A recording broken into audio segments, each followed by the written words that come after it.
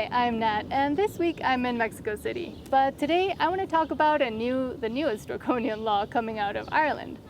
So they're essentially saying that what they want to do is police hate speech and hate crimes. But what it would end up doing is also policing thought crimes.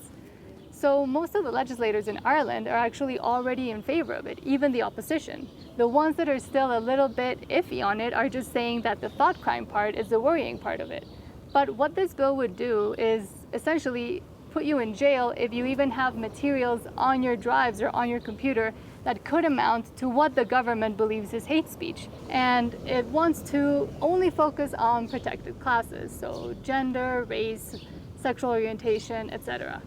This is coming, of course, out of all the legislation that the EU is trying to pass all over Europe, where if you say or think even almost something about a protected class that they designate, well, you can end up in jail or with a very heavy fine.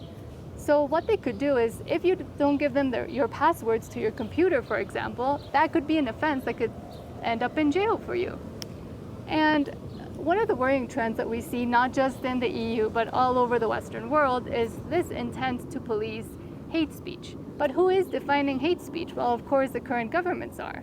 But what happens when that government leaves and maybe a right-wing or very conservative one comes in? I mean, we saw in Ireland what the nationalists are capable of doing.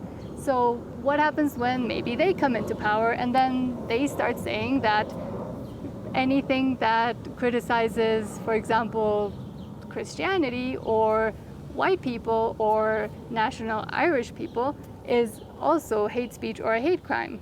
See, this goes both ways. So what we should all be striving for is freedom of speech and being able to think independently, not having to submit to one or the other government.